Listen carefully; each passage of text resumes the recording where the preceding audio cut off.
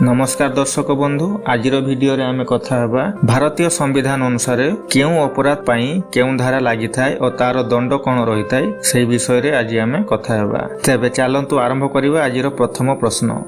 आत्महत्या उद्यम पई केउ धारा लागि थाए? यार उत्तरटी धारा 309 जहा पई 1 वर्ष जेल दंड किंबा जरिमाना होई थाए किंबा उभय होई थाए। हत्या कले केउ धारा लागि थाए? यार उत्तरटी धारा 302 जहा पई आजीवन कारादंड बा मृत्युदंडर व्यवस्था रही। कौनसी धर्म बा धार्मिक स्थान को अपमान कले केउ धारा लागि थाए?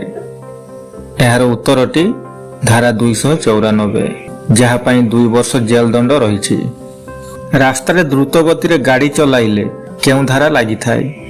यार उत्तरटी 279 धारा जहा पई 6 मास जेल दंड सह 1000 टंका जरिमाना देबाकू पड़िथाए।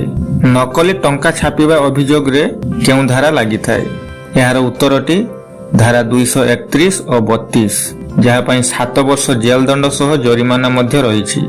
परवर्ती प्रश्नटी साक्षी प्रमाण नष्ट करिबा अभियोग रे केउ धारा लागि थाए? यार उत्तरटी धारा 201 लागि थाए। सरकारी कार्य रे बाधा देले केउ धारा लागि थाए? यार उत्तरटी धारा 186 जहा पई 3 मास जेल दंड सह जरिमाना मध्य रही। जने सरकारी कर्मचारी बा पुलिस अधिकारी को भूल तथ्य देले केउ धारा लागि थाए? यार उत्तरटी धारा 177 जहा पई 6 मास जेल दंड सह 1000 टंका जरिमाना देबाकू पड़िथाए। जुआ खेलिले केउ धारा लागे?